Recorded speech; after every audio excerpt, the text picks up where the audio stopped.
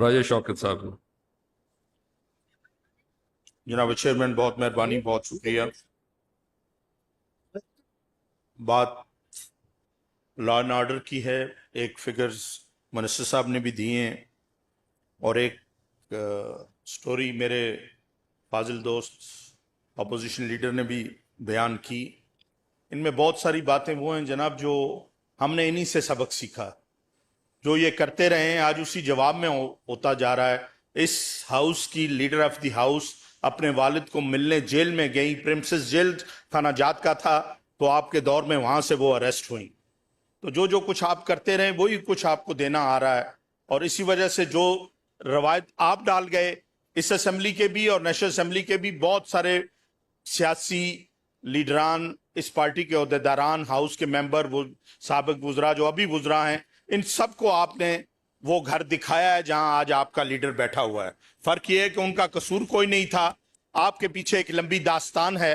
اور اسی وجہ سے اس ملک کا عام آدمی جو افیکٹ ہوا پڑا ہے یہ اسی ایگریمنٹ کے تحت ہوا پڑا ہے جو آپ نے کیا تھا، جس میں 350 روپے پیٹرول ہونا تھا، جس میں بجلی کی قیمت 400 گنا بڑھنی تھی، جس میں ادویات کی قیمت 400% آج آپ نے بڑھائی۔ اسی مہنگائی، اسی تنازل میں آج لا اینڈ آرڈر کی سچویشن بد سے بدتر ہوتی جا رہی ہے، جس سے ہم کوشش کر رہے ہیں لیکن شاید وسائل کی کمی سے۔ اور میں یہ نہیں کہتا، پولیس نے جہاں تک انویسٹیگیشن کا تعلق ہے کمال انویسٹیگیشن ہے، بہترین طریقے سے نامعلوم کیسز بھی ٹریس کرتے ہیں، لیکن جو فرق ہے وہ میں سمجھتا ہوں کہ آگے اس کی ایگزیکیوشن کا فرق ہے، آگے عدالتی نظام میں کوئی اور جو ضرورتیں وہ پوری نہیں ہو رہی، جس کی وجہ سے سزائیں نہیں مل رہی۔ دوسرا، انویسٹیگیشن کی طرف تو بہتری ہے لیکن ایکرنس کم نہیں ہو رہے، جو واقعات ہیں ان میں کمی نہیں آ رہی، اور کمی نہ آنے کی وجہ یہ ہے کہ شاید جو تھانے ہمارے پاس ہیں آج اس سے 400 گنا بڑی آبادی کے ایریے ہو گئے ہیں، مزید ایکوپمنٹس کی ضرورت ہے، مزید فورس کی ضرورت ہے، مزید انہیں اور سہولیات دینے کی ضرورت ہے تاکہ اس جدید دور کے معاملات کے مطابق ان پہ قابو پایا جا سکے۔ اور اسی طرح یہ جو میں سمجھتا ہوں، اگر جب تک پنجاب میں آپ ڈی ویپنائزیشن نہیں کرتے، اس اسلحے سے جان نہیں چھڑاتے،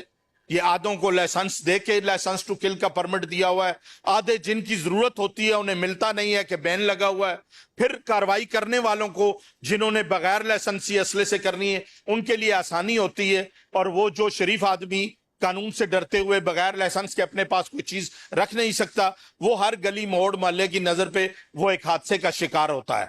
اس کا ایک حل ہے، اور یہ میں سمجھتا ہوں اس پر سارے دوست اس ہاؤس کے بھی متفق ہوں گے جناب چیئرمین، کہ اس اسلحے سے جان چھڑائی جائے، یہ ٹوٹل ڈی ویپنائزیشن ہو، بندش ہو، کوئی آدمی کسی ایجنسی کسی ادارے کے بغیر کوئی آدمی ویپن نہ رکھ سکتا ہو، اور پھر اس کے بعد اگر کوئی انسیڈنٹ ہوگا تو اس پر کوئی اگر مجھ پہ کوئی حملہ کرے گا تو میں اس کو اس کا جواب دے سکوں گا۔ اگر ایک آدمی نے بریسٹ ویپن اٹھایا ہے اور میں خالی ہاتھ ہوں، میں کیا کر سکتا ہوں؟ اور اسی وجہ سے یہ واقعات ہر گلی ہر محلے موڑ پہ ہو رہے ہیں۔ اور اس کے بعد کیونکہ یہ دیکھنے کی ضرورت ہے کہ چلان ہونے کے بعد عدالتوں میں جانے کے بعد کتنے لوگ سزا ہوتے ہیں، جب لوگ سزا کی ایوریج دیکھیں تو 25% بھی نہیں بنتی۔ اسی طرح برآمدگیاں پولیس نے ڈالی ہوتی ہیں، لیکن برآمدگیوں کے باوجود وہی ڈکیت، وہی کار چور جن پہ برآمدگیاں پڑی ہوتی ہیں، وہ 3 یا 4 مہینے کے بعد پھر عوام میں پھر آئے ہوتے ہیں، اور جیل میں جو ٹائم انہوں نے لگایا ہوتا ہے وہ اور بڑے بڑے لوگوں کے ساتھ مل کے اس فیلڈ میں وہ اور ماسٹر بن کے آ جاتے ہیں، اور ان کی گینگ اور اسٹیبلش ہو جاتی ہیں، اور جب بھی کوئی واقعات ہوتے ہیں تو انہی میں سے آدمی نکلتا ہے۔ سیم اسی طرح منشیات کے معاملے میں اس پر میں کہوں گا کہ ایف آئی آرز تو دیتے ہیں۔ آج آپ کے پاس گیلری میں بڑے سینئر آفیسر بیٹھے ہیں، میں دعوے کے ساتھ کہہ سکتا ہوں کہ سارے پنجاب میں آپ چیک کرا لیں، جتنی ایف آئی آرز انہوں نے منشیات کی برآمدگی میں دی ہیں یا لوگوں پہ پرچے دیے ہیں، اتنی منشیات پولیس کے پاس ریکارڈ میں موجود نہیں ہوں گی، کیونکہ جس کسی نے اگر کوئی نوجوان کبھی کسی غلط راہ پر چلا، اس نے چھوڑ دیا لیکن اس کا ریکارڈ ہوا، جب انہیں اور کوئی نہیں ملا تو انہوں نے اسی کو گھر سے اٹھایا اور ایف آئی آر دے دی اور ان پہ برآمدگی دی۔ میرے نوٹس میں کچھ ایسے کیسز ہیں کہ ایک بچے کا ایک گھر کا پنجاب میں بجلی کا بل پیڈ نہیں تھا، اس پر ایف آئی آر تھی، پولیس والوں نے 2 دفعہ اس کے گھر گئے، نہیں ملا، اس کی والدہ کو پکڑ کے پہلے اس کے گھر سے 200 میل دور کوئی فرنٹیئر کے لوگ پکڑے گئے، وہ جیل میں کہیں گٹھے رہے تھے، فون نمبر تھا، آ کے اس کے باپ کو لے گئے، 30 کلو ان کے پاس تھی، 10 کلو اس پہ بھی ڈال دی، تینوں پہ پرچہ دے دیا۔ پھر جب بل کے چکر میں وابڈا والوں نے FIR کرائی، وہ گھر کا بل نہیں دے سکے تو اس کی والدہ کو لے گئے اور جگہ شو کر کے اس پہ FIR دے دی اور برامدگی ڈال دی۔ جب اپنی بہن کو پوچھنے کے لیے اس کا بھائی چلا گیا رونے پیٹنے کے لیے تو 1.5 کلو اس پہ بھی ڈال کے FIR دے دی۔ ایک گھر کے 4-5 آدمی، غریب آدمی تھا، کوئی پرسان حال نہیں، کوئی ان کے پاس وکیل کی فیس نہیں، جس کے پاس بجلی کا میٹر دینے کے لیے بل کے پیسے نہیں تھے، وہ منشیات ہزاروں اور لاکھوں کی کہاں بیچتا ہوگا اور کہاں ایسا کام کرتا ہوگا، لیکن کوئی پوچھنے والا ہے۔ اس لحاظ سے اس چیز کے لیے کوئی جب بھی کوئی تلاشی لیتے ہوئے کوئی کسی پہ ڈال دیتا ہے، آدمی چیختا ہے میرے پاس تھی نہیں، اس کا کیا حل ہے؟ اس کا سر کوئی میکانزم بننا چاہیے۔ اگر آپ دنیا ساری میں تو یہ ہے کہ جب پولیس والے کوئی تلاشی لیتے ہیں کوئی تو وہ کنٹرول سے رابطے میں ہوتے ہیں، کنٹرول انہیں جاب نمبر دیتا ہے، وہ 7 پوزیشن بتاتے ہیں کہ میں نے فلاں گاڑی روکی ہے، فلاں بندے کو روکا ہے، اس کی یہ پوزیشن ہے، اس وجہ سے یہاں اٹھا کے لے جاتے ہیں، 4 دن 5 دن اپنے پاس رکھتے ہیں اور کوئی نہیں ملتا تو کہتے ہیں 13ویں 65 کا پرچہ دے دو، ناجائز اسلحہ ڈال۔ بات یہ ہے کہ اس معاملات کو دونوں طرف دیکھنے کی ضرورت ہے۔ میں یہ نہیں کہتا کہ پولیس بالکل ٹھیک ہو گئی ہے، گورنمنٹ کی طرف سے کوشش بڑی ہے، لیکن وسائل کی کمی ہے۔ جو ہماری بارڈرز کی اور دہشت گردی کی صورتحال بنی ہے، اس صورتحال میں ہمیں اس کے اندر بھی بہت سارے، میں سمجھتا ہوں جنہیں 40 سال ہم نے پالا، آج وہ ہماری جڑیں کاٹ رہے ہیں۔ آج بہت سارے ڈکیتیوں، چوریوں، رازنیوں، کار چوریوں میں ان کا حصہ ہے، وہ شامل ہیں ان معاملات پہ، یہاں کاروائی کرتے ہیں، بھاگ کے دوسرے ضلع میں چلے جاتے ہیں یا دوسرے صوبے میں چلے جاتے ہیں، کوئی پوچھنے والا نہیں۔ اس لحاظ سے اس بات پہ جو ایکشن ہو رہا ہے، سخت سے سخت ایکشن ہو کہ جن لوگوں کا اس سرزمین سے اب کوئی تعلق نہیں، ہم نے 40 سال دودھ پلایا، سانپ ہی رہا، جب بھی انہیں موقع ملا انہوں نے ہمیں ڈسا، چاہے وہ بلوچستان کے واقعات ہیں، چاہے وہ خیبر پختونخوا کے واقعات ہیں، چاہے ہمارے ضلع میں بھی اب آئے دن کوئی نہ کوئی دہشت گردی کا واقعہ ہوا ہوتا ہے، ہمارے صوبے میں بھی۔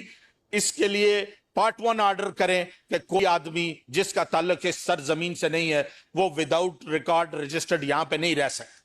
اور جن کے پاس کوئی نہیں ہے دندناتے پھرتے ہیں، کوئی ایک کا جھگڑا ہو جائے تو 50 سے گٹھے ہو جاتے ہیں۔ میرے پاس کل کی گجر خان میں واقعات ہیں کہ 2 فیملیز کے ساتھ ریڈی پہ سامان لیتے ہوئے تو تکرار، انہوں نے کہا پیسے لے رہے ہو صحیح، مالٹے تو صحیح ڈالو، انہوں نے گالی نکال کے مارنا شروع کر دیا اور 50 آدمی اکٹھے ہو گئے، اور 50 میں سے جو پولیس والوں نے پکڑے کہ 15 اغوانی تھے، باقی بھاگے ہوئے ہیں۔ اس وجہ سے ان حالات کو کنٹرول کرنے کے لیے ہمیں لوکل تھانوں کی سطح پر وسائل مہیا کرنے ہوں گے، ہمیں اور حساب میں سے پیسے کاٹنے ہوں گے، اور جب تک ہم لوگوں کو سکون کی نیند اور سکون کی رہائش نہیں دے سکیں گے، یہ معاملات مہنگائی کے اور یہ کنٹرول ہونے والے نہیں ہیں۔ لیکن میری گزارش یہ ہے کہ اس کے لیے ہمیں ان معاملات میں تبدیلی لانی ہوگی۔ ہمیں وہ جو 1800 کچھ کے قانون ہیں جس پہ